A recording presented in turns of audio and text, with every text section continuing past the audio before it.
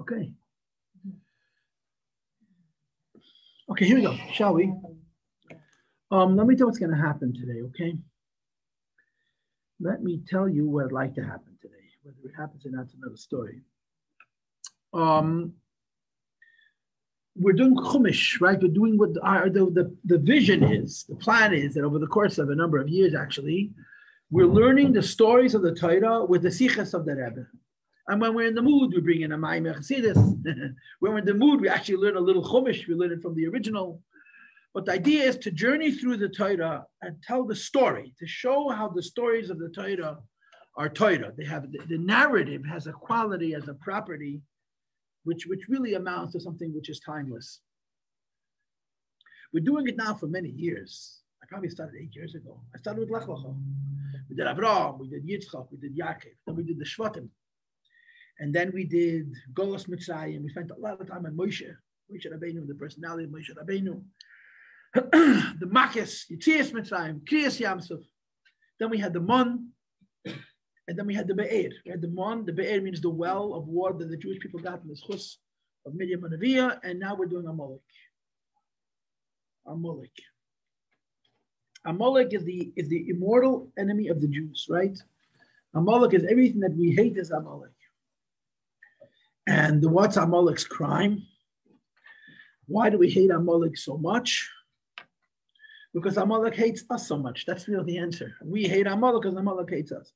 Amolek's hatred for the Jewish people is very deep and very simple. He hates the Jewish people because they exist. You know, just like mountain climbers said, you climb the mountain because the mountain exists. Amolek hates the Jewish people because the Jewish people exist. Because the Jewish people represent something. They represent something.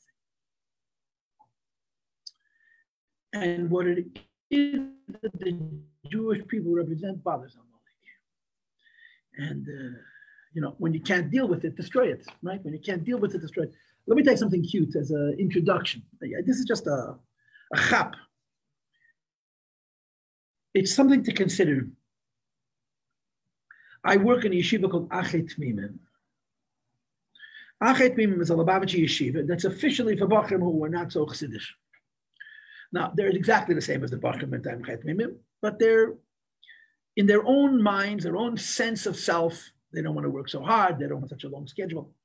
The advantage of working with Achet Mimim is you can actually say the truth. You don't have to dance around. You can't say this. It's not chassidish. You can't say that. You don't want to teach. With these Bachrim, it can be very honest. And now I teach full-time in Achet Mimim. So one of the boys makes this big announcement today. They're into music. Some of them are very, very into music. One of the boys says, if Chabad had been made in 1980, Chassidish and Nigunim would be rock and roll. And then he went off on this whole thing. Chassidish and Nigunim are really Russian songs. He got it all figured out. If you go back to the 19th century, you'll know that the same music that is now Chassidish and Nigunim, going with singing those Nigunim, and a lot of the Nigunim that we have are actually adapted from Goyish and Nigunim. How do you say it? Yada, yada, yada, blah, blah, blah, blah, blah, right? Thank you very much. But the simple fact is that what he's saying is true. The concept of Jewish music as such is quite rare. In other words, Negino, music, which is really Jewish, is very uncommon. Usually Jewish people are singing the same music that the Goyim are singing. Again, there's an exception to this rule, which is very important. And this is what they call the Skarabava Negunim. Skarabava Negunim means standard Negunim. And the history of Skarabava Negunim, the way I understand it, and I don't know it much, is that Jews in Europe, didn't sing. They didn't sing. The Reform introduced to the temple the organ, and it was modeled after the church, you understand. But Jews didn't sing. When Jews started singing, the chazonim would literally stand outside the churches, the chazonim, and they would listen to the music, and they'd put the church music to Hebrew words. So again, if I understand this story correctly, the Maharal Miprag, who lived over 400 years ago, and he was an incredible tzaddik, an incredible Aruch HaKodesh, Poshet brought music from heaven, the nuschos that we daven with, the Shabbos davening, the Yom Tov davening, Rosh Hashanah, Kippur davening, and basically all Ashkenaz Jews, Chassidim and Misnagdim, Sfardim is another story, but all Ashkenaz Jews really sing the same tunes. They just modify them a little bit. So this is called Skarabov and Nigunim, which are the way it's understood is the Pasha the Maram Prague brought them down by Ruach HaKodesh. But except from that, I mean, music is music. And the Jewish people, like all other cultures, are affected by their environment. So the Nigunim that we sing are a reflection of the world in which we live. So this guy makes this big statement that if Hasidus had been invented in 1980, all Hasidic Nigunim would be rock and roll. Now, I had to say something. I wanted to say something to this boy. But I also didn't want to refute him because I'm not sure he's wrong. You could say that he's wrong because rock and roll music is not the same thing as 19th century Eastern European music.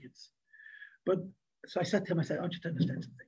What makes Jewish music Jewish is not the melody, is that it's religion and not culture.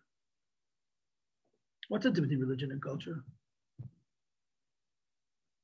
Religion is culture, if you think about it. What's the difference between religion and culture? Culture means that people have a certain way of doing things.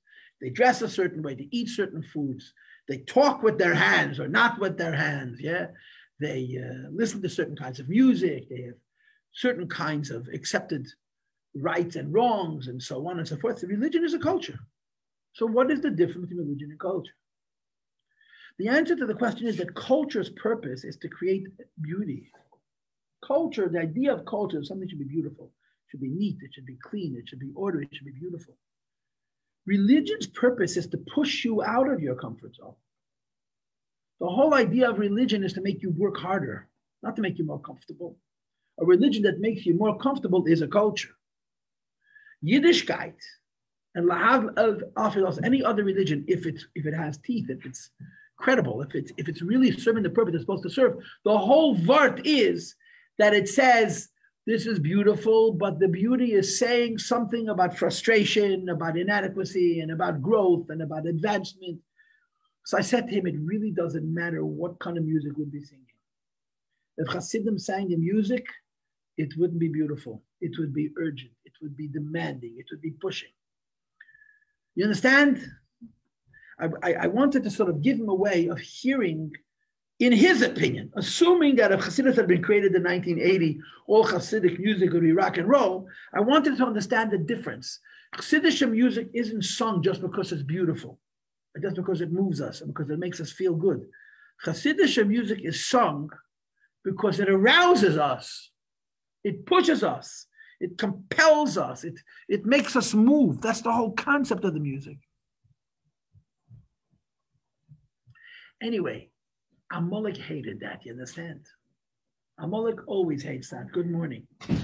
Amolek and all the Amolek and the Syrian Greeks and throughout history, this is what Amolek hates. The Jewish people are wonderful if they're a culture. They're not wonderful if they're a religion. You know why?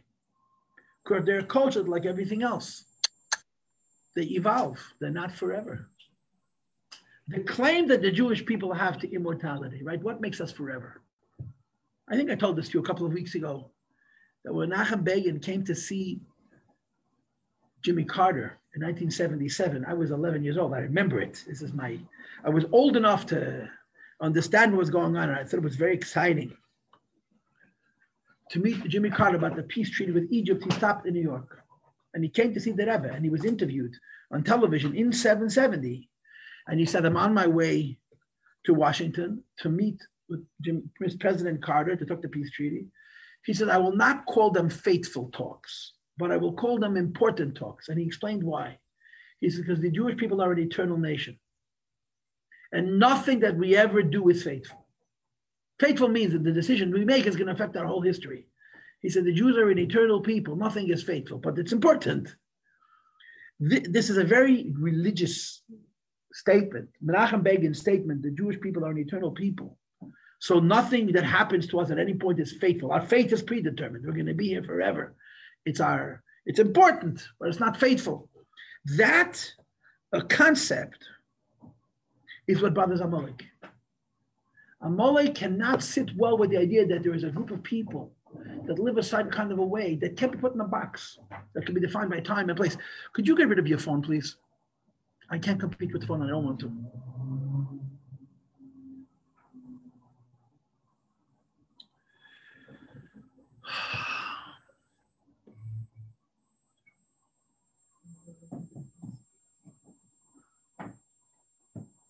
If you want to look at your phone, go outside.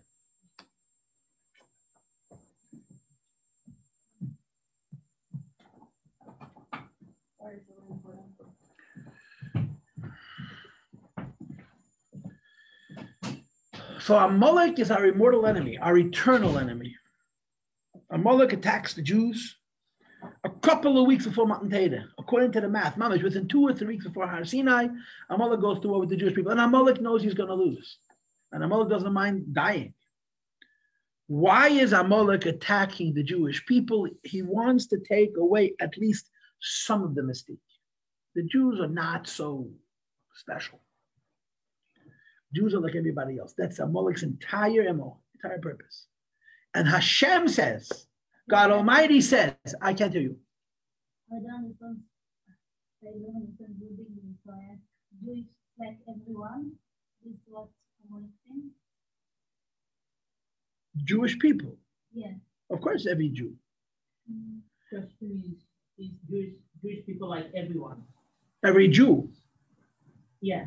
Yes. Like everyone. Yes. You can ask Hitler. He'll explain it to you. Everyone, yes. Ust-Juden and Wust-Juden, they went into the same crematory, same gas chambers. And Amolek attacks us just to take away some of our mystique. And Hashem tells Moshe Rabbeinu, tell Yeshua, this is our immortal enemy. Forever the Jewish people are fighting with Amolek. Because Amolek is an idea. Amolek is an idea. The idea of Amolek says we have to steal from the Jewish people that aspect, that property that makes their way of life religion, and we have to reduce it to culture. And the truth is we are a religion. In other words, we are here not because of our normal, we're here because of our crazy. We're here because of our aspect of Mesiras Nefesh. And this is the story of the conflict, of the war between the Jewish people and Amolek. Now, we had several sichas. I already learned with you, I learned with you on Maimed, which took like forever. Then we learned several sichas, all analyzing the story of Amolek, right? Amolek's idea is to bring coldness into Yiddishkeit. Amolek's idea is to bring doubt into Yiddishkeit. And again, if you wanted to say it in other words, you would say Amolek brings a coldness and a doubt into Yiddishkeit to try and not to destroy Judaism, but to turn Judaism into a culture. It's a way of life. It's not a truth. And Amolek attacks us at great personal cost in order to affect this end. So the Torah says, Mechames Hashem ba'Amolek. Now, we're learning a Sicha today. If you look on your second page, you'll see that there's a Sicha printed. In order for me to learn the Sicha, and maybe because I decided to do this post facto, I am going to waste time. I mean, that's what I do. I come here and I waste time, right? Hopefully constructively, but we dispense of time. You have in front of you a page of Chumash. Okay, this page of Chumash is actually from 2 different places. The first half of the page is from Parshas Vashalach, this right here. This is from Parshas Kiseitze. This done here is one of the Vav Shei Zechidus. You say Aleinu every day when you daven? Mm-hmm. After Aleinu, you say Shei Zechidus? One of them is the Zocher, the Shoshlocha Amolek, B'derech, V'tzeis Chemisayim, Masher Korcha, B'derech, right? Yeah. Sound familiar? So this is Parshas B'Shalach, and this is Parshas Kiseitze. I put them on the same page, and I want to teach them to you. Okay? So what we're going to do right now is we're going to learn Chumash. That's what we're going to be doing. Now, I don't intend on spending 2 hours on Chumash, but if you know me, it's a likelihood. So let's start from the beginning, and we're going to read inside, okay? You ready? Here we go. Vayovi Amolek. Amolek comes. Nobody came to him. He came to us. Amolek hears that there's Jews around, and he goes and he attacks. If you're familiar with the geography, if the map, right? Egypt is here. Israel is here. Amolek is right here on the west coast, on the coast of the Mediterranean. Southern Israel, where Israel meets Mitzrayim, that's where Amolek is. And the Jews are here. They're in the desert. And Amolek travels quite a distance, hundreds of miles, to attack Amolek because he heard, to attack the Jewish people, because he heard that there's a group of people who take themselves seriously, who claim to have a truth or connected to the true God. Amolek, we got to do something about it. So Vayavi Amolek comes along, he makes a war with the Jewish people. B'refidim. Why refidim? So we discuss this because it says in Chazal that the word refidim means Rafu Yedeihem Midivrei Torah. Their hands were weak from the study of Torah. You may remember the Maimer class. It doesn't say Rafu Roshehem, that their heads were weak or their minds were weak from Torah. It says their hands are weak from Torah. What's the message? Torah is not a scholarship. Torah is a way of life. The scholarship is a part of Torah. And Rafu Yedei Medivrei Torah means Yidden was studying Torah and they understood it very, very well. But there was a disconnect between the ideas of the Torah and their hands and their practical life.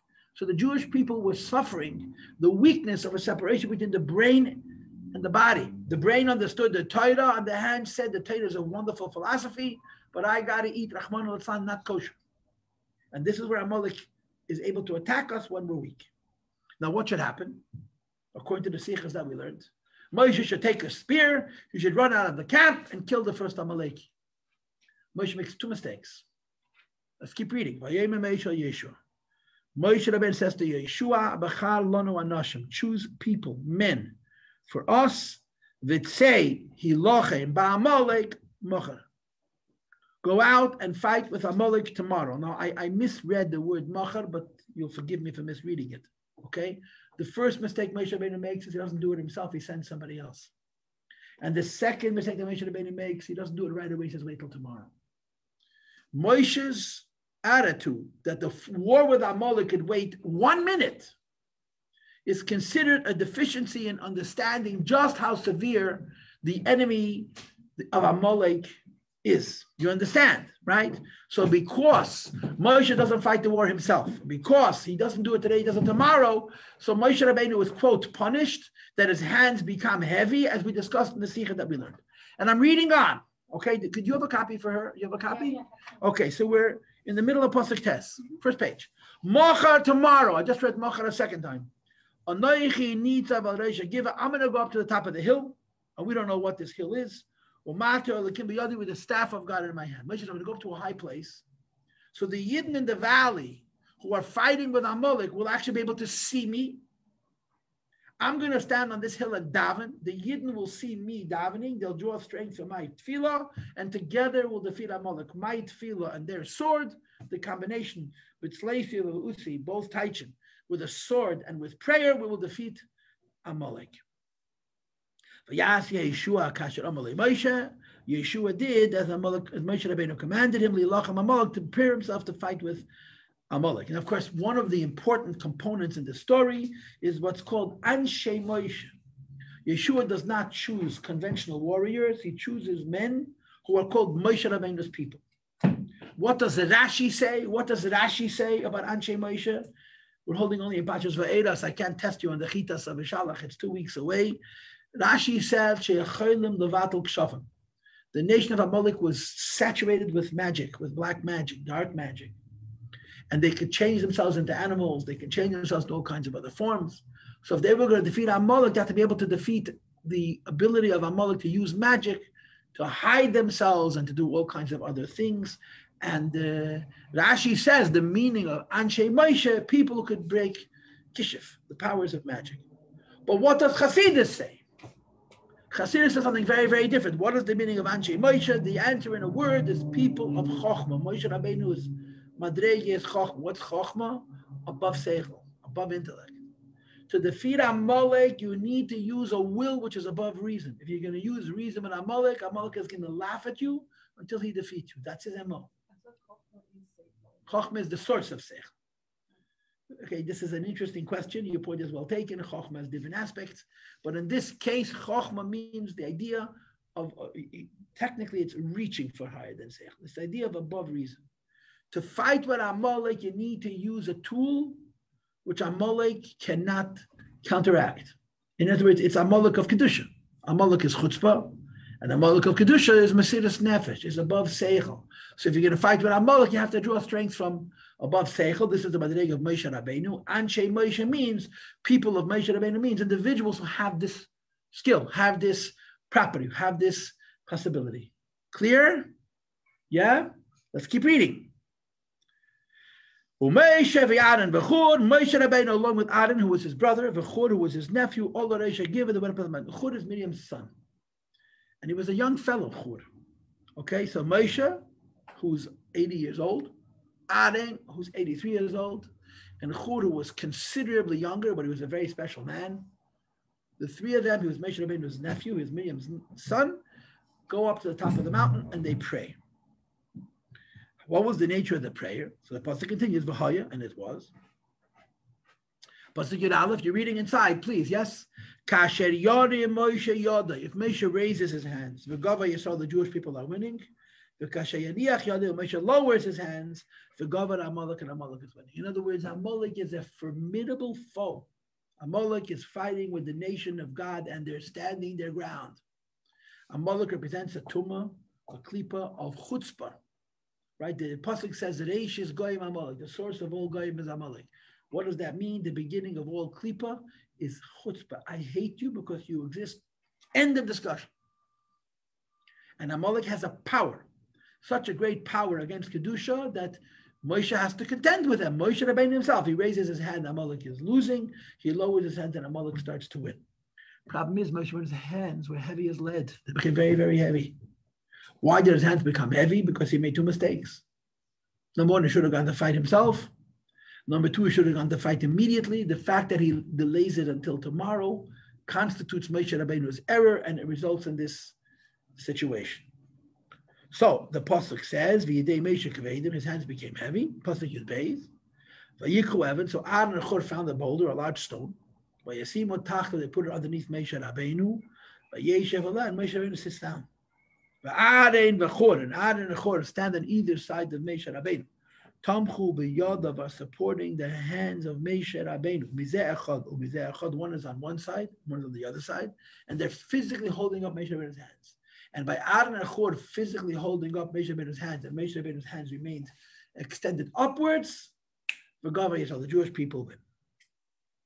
Now, the shaila becomes, raising your hands wins a war. Lowering your hands loses a war. It doesn't make any sense, right? Or as they say it in Brooklyn, it don't make no sense. You raise your hands, you win. You lower your hands, you lose. So there's a Mishnah. Where's the Mishnah? Maybe Masechta Megillah, but it's a Mishnah. I mean, I was a child. I grew up with this Mishnah because Yigal Salak made a song out of it in the London Perche, which came out literally mamish 50 years ago. Yeah. V'chiyada shel Moshe oises milchama. Something milchama. Do the hands of Moshe Rabbeinu make war? The hands of Moshe Rabbeinu win or lose a war? Of course not. You raise your hands, you win. Alalai malach. It's a message. Calls man she Yisrael mistaklim klape maila. As long as the Jewish people are looking upwards. Umishabdim es libam la'aviyim shebashamayim, and they dedicate their hearts to their Father in heaven, so then they win. They win. And if not, they lose.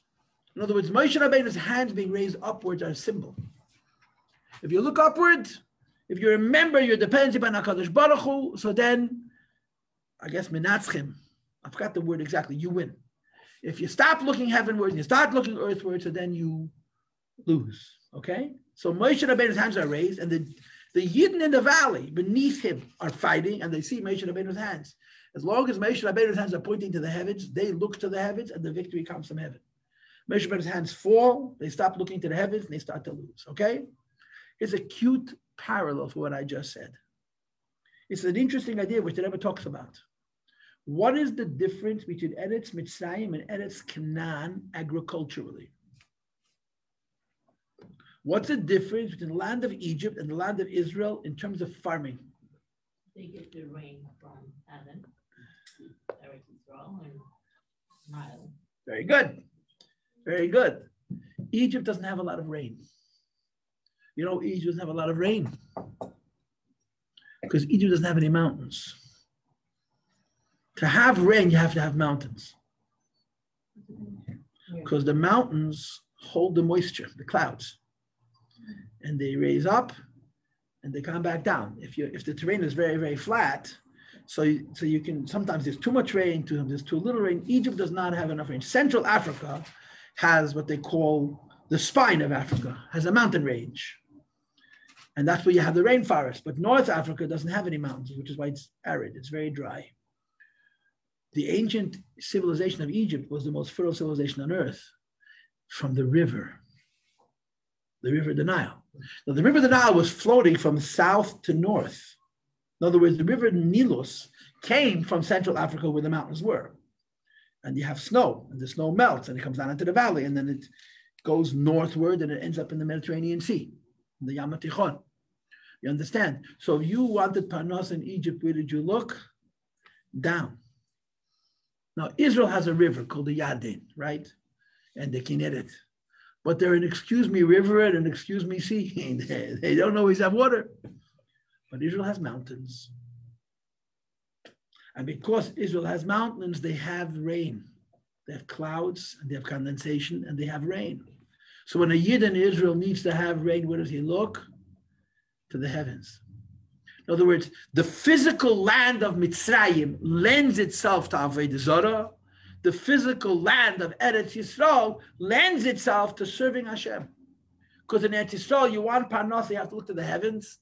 And in Mitzrayim, you want to have Parnasa, you look in the ground. The Rebbe says this in a Sicha or in a Rishima. I didn't make this up. It's an interesting insight. That the Teva HaGashmi, the physical nature of the land, makes you worship Hashem versus makes you worship nature itself. Or to say it in slightly different words, the rain in Israel fluxes. Sometimes there's more, sometimes there's less, sometimes there's not enough. And sometimes there's so much, it's more than you could use. In other words, the Parnasa Gashmi Yisrael, which is rooted in rain, in Geshem, is not the same always. So you daven and ask for abundant supplies. Mitzrayim lives from the Nile, from the river the Nile. Every single season, the river the Nile floods. I mean, there are exceptions, but very rare exceptions, right? So you don't have to daven. But you also don't get more. Whatever you got last year, you're going to get this year, you're going to get next year. Mashenka Netzisrael, the rivers that come from the rain, which comes from the clouds, which comes from the sky, some years it can be incredibly, incredibly plentiful, very, very, very blessed. You understand? And this is the mashal of Moshe Rabbeinu's hands.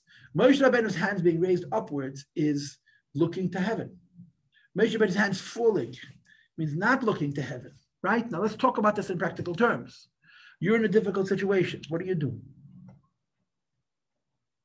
You daven. But there's an opposite truth. When people are in difficult situations, they lose their heads. They stop thinking clearly. And the first thing you do when you stop thinking clearly is that you forget that you need God. Someone has to remind you, hey, did you go to the oil? Oh, I forgot. It happens when you get very nervous and you become very, very preoccupied by something which is not so positive. So you forget to daven. And somebody has to remind you. You understand? So the pneumius of this whole thing is that a Jew has to always remember Hashem. He has to remember Hashem, especially when he's worried, when he's under duress, when he's afraid, when the situation is not good. He has to remember the Eibush, has to daven to the Eibush. Questions or comments? Okay, I'm reading on. Look inside. The last words of the pasuk. Vayhi Yodav Emuna. Moshe Rabbeinu's hands were faith ad Bayashemesh till the sun sets. What does it mean? Vayhi Yodav Emuna ad Bayashemesh. Emuna means loyal, dedicated. The Hebrew word Emuna means to be committed and not waver. Vayhi Yodav Emuna. Moshe Rabbeinu's hands were consistent. They were loyal. They stayed in the sky ad Bayashemesh till the sun sets, so that we can be able to defeat Amolek. You ready? Yeshua weakened this Amolek and his nation according to the mouth of the sword. And of course, Rashi says he didn't kill all the Amalek. He didn't. He just killed some. Which ones? The greatest warriors, the biggest chutzpah. He left the weak ones alone to go back. He steals from them their general staff. He steals from them their elite units so that they should see that Moshe Rabbeinu has control over them. Okay? Moving on. Write this story down in a book for Yidden to remember. The sim bazni Yeshua and tell it to Yeshua benun in his ears.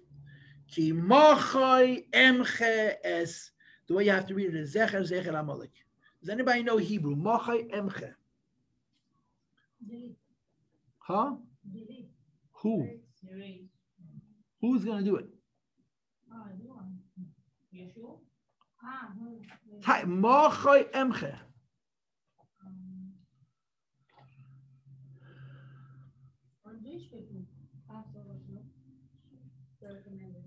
I can't hear.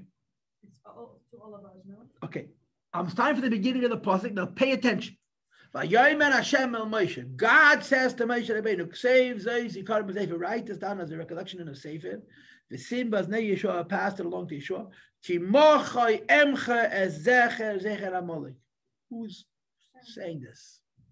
I will erase. Who's I? The Eibishter. Hashem says, "Mochai emcha zecher Amolek." I am going to eradicate Amalek from the world. Hashem says, "I hate Amalek, and it's my business. I am going to." The Eibishter takes on himself to erase Amalek because the Eibishter considers Amalek his enemy. Yes. Mitachat ha'ashpayim only to heaven. Of course, the question becomes: if Hashem is going to do it, why do we got to know? Just do it and keep quiet about it. He says, no. There is something called Amalek. And there's something else called Zecher Amalek, the recollection of Amalek, the memory of Amalek. I am going to deal with the memory of Amalek, and I want you to know about it. I want you to know that I am defeating the Zecher of Amalek. You understand? Yes? You understand? So Moshe, the Torah, there's a whole machlokes in the Gemara how the Torah was written, whether it was written in little pieces and put together, it was written all at once, but at some point Moshe Rabbeinu says, I got a message for you from God. God told me to tell you that his eternal enemy is Amalek and that he's going to erase them. But even Moshe Mizbeach, so Moshe builds a Mizbeach for Karbanis, and he puts a carbon on the Mizbeach, you have to assume, Vayikra Shmei, and he calls the Mizbeach Hashem Nisi, God has made a miracle for me. In other words, the Mizbeach becomes a symbol of the hand of Hashem in defeating Amalek, so the Mizbeach is named after the miracle. Vayomer, and Moshe Rabbeinu says, and this is the oath, it's a shvua, it's a promise. Ki yod al case ka. Who was here last week? So remember we talked about case and ka? Case versus kisei and ka versus Yolavke. That Hashem puts his hand up. Ki yod means the hand of God. He's on case, on the chair of Hashem, which has no aleph. And ka, the name of Hashem, which has no vavke. And he swears, Ein Hashem Shalom, and Akisa Shalom, my name is not whole, the chair is not whole, that is not whole until Amalek is erased. Milchama lahavaya ba'Amalek. There is an eternal battle between the Eibishter and Amalek, that the Eibishter says he's never going to stop fighting, and eventually he's going to win. We dare there for all generations. We good? Go ahead. So why does Hashem tell Moshe to remember Amalek? Very good point. If he's doing it himself. If he's like erasing him. Right. That's part of what we've been discussing in this Sicha. The bottom line is Hashem doesn't do it automatic. We have to help him in some way.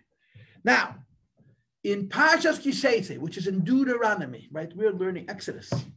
Save space. 4 Sfarim away. At the end of Parshas Kisei, you have 3 psukim, which is what we call Parshas Zocher. We read it in Shul Parshas Zocher, which also talks about erasing Amalek. Let's read it inside. Next paragraph. Pasuk Yudzayin. Zocher, remember, Eis, I should also Amalek, this that Amalek did to you, but Derech on the road, B'tzeichem, when you left me in the land of Egypt.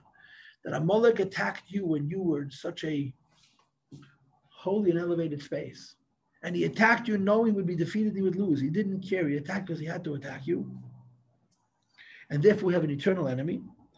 That met you on the road, and either akarcha means he met you on the road, or he gave you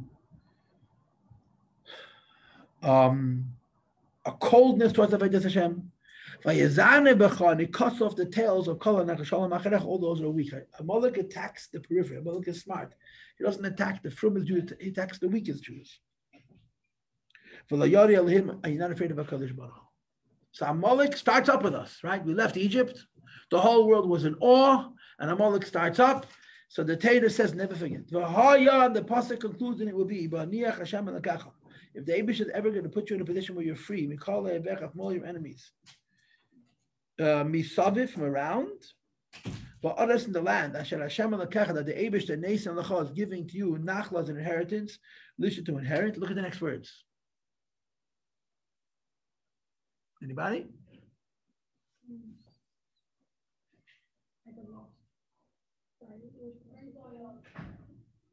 The last line. Timcha ezecher Amolek. Translate. Like erase the name, the remembrance of Amolek. So who's doing it here? The Eibush or us? Us. Why? Timcha means you should erase. So in Parshas B'Shalach it says Moche Emche, and in Parshas Kisei it says Timcha Zecher Amolek. Mitachas Hashamayim, for underneath the heavens, like Tishkach, you shouldn't forget. And that's what the deal is. You see, there's two parts of the mitzvah. In Parshas B'Shalach it says Hashem is going to erase, and in Parshas Kisei it says we should erase and we shouldn't forget. That's like a contradiction. Yes, it is. Now let's break for a few minutes, and we'll come back and we'll talk about it. I have a sikh here, but let's have a shmooze first, okay?